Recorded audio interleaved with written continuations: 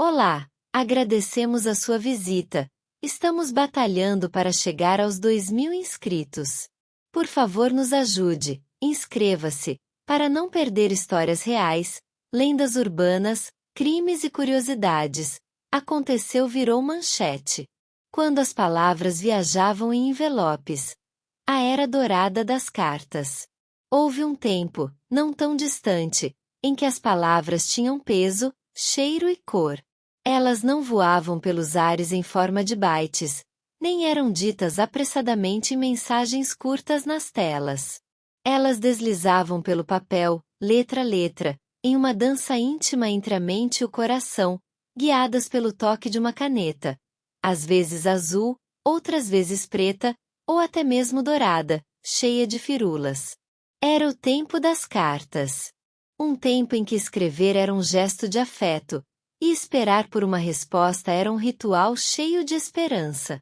As cartas são mais antigas do que se imagina.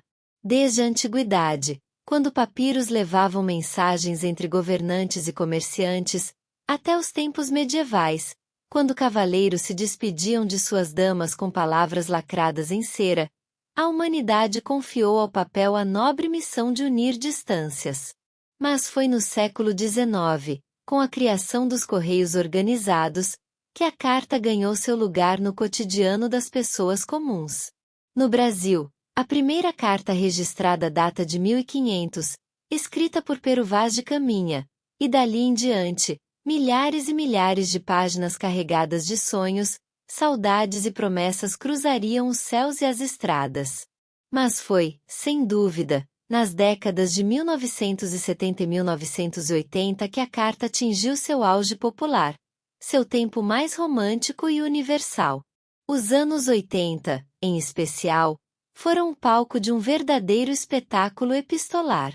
Jovens apaixonados, amigos inseparáveis, familiares distantes e até desconhecidos trocavam cartas como quem trocava pedaços de alma.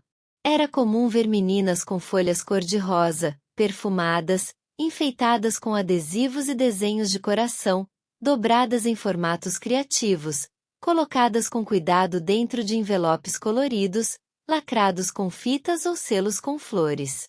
E os meninos, muitas vezes mais tímidos, derramavam suas palavras com garranchos trêmulos, mas sinceros, muitas vezes marcando as páginas com borrões de emoção. As cartas de amor eram as mais encantadoras. Tinham poesia, tinham promessas, tinham lágrimas secas entre as linhas. Havia uma magia em escrever saudade e saber que o outro só leria dias depois, mas mesmo assim, entenderia a intensidade do sentimento. As palavras, quando esperadas, ganhavam outro sabor. Receber uma carta era quase como receber um pedaço da pessoa. Um suspiro em papel. Não havia pressa. Escrever era um ato demorado, meditativo. Escolhia-se o papel, branco ou decorado, com carinho. A caneta favorita era separada. O texto era pensado, às vezes reescrito. Cada vírgula, cada ponto de exclamação, tinha o seu lugar certo. Havia quem usasse papel de carta com desenhos de ursinhos, de flores ou personagens animados. Outros preferiam os tradicionais, lisos, formais. Havia algo de íntimo no ato de dobrar a folha, de lamber o selo, de escrever o endereço com capricho. E havia o som inconfundível da caixinha de correio sendo aberta, a ansiedade de verificar se chegou alguma coisa para mim. As cartas de amigos também tinham sua ternura. Eram recheadas de novidades, segredos, piadas internas e relatos longos sobre a rotina, por mais banal que ela fosse. Amigas escreviam sobre o colégio, sobre o vizinho novo, sobre o filme que viram na sessão da tarde. E mesmo que morassem na mesma cidade, escrever era um jeito de eternizar as conversas, de preservar algo que o tempo não pudesse apagar. Entre parentes, a carta era ponte. Ligava a voz aos netos distantes, tios a sobrinhos que cresciam longe, irmãos que a vida havia separado por milhares de quilômetros. Aqui está tudo bem. começava a maioria delas. E seguia com relatos simples, cheios de afeto. O cachorro que teve filhotes, o pé de manga que carregou, o remédio que a Dona Maria indicou. As notícias vinham lentas, mas chegavam com o calor de um abraço. E assim foi por décadas.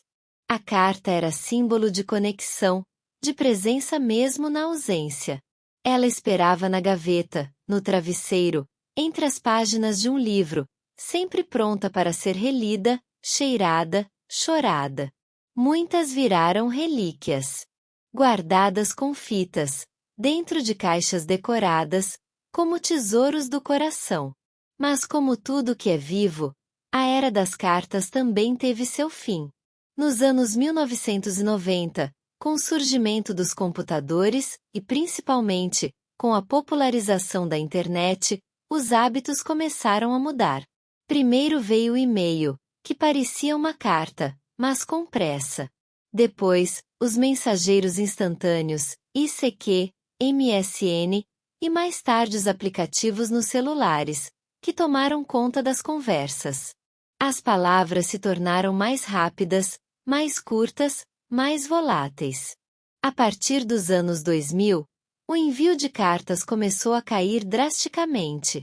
O correio, antes tão movimentado, passou a lidar mais com boletos e encomendas do que com palavras carregadas de sentimento. A juventude do século XXI trocou a caligrafia pelos emojis, à espera pela notificação instantânea. E, aos poucos, o som do carteiro passou a ser apenas um eco nostálgico. Hoje, poucos escrevem cartas. A maioria nem sabe mais o caminho das palavras sobre o papel. Mas ainda há quem se lembre. Quem sinta saudade do tempo em que se escrevia com o coração na ponta da caneta. Quem guarda em uma caixa as cartas da adolescência, já amareladas pelo tempo, mas vivas na memória. Porque carta não morre. Ela dorme. Escrever uma carta era um gesto de presença, mesmo na ausência. Um compromisso com o tempo, com o outro, com o sentimento. Era dizer, eu parei tudo só para você. Era ouvir, eu também estou aqui. E talvez, um dia, em meio à frieza das telas e à pressa dos dias, alguém resolva escrever de novo. Pegar papel e caneta, dobrar com carinho, selar com amor. E, quem sabe, o som do carteiro volte a ser música. A música suave das palavras que viajam e tocam.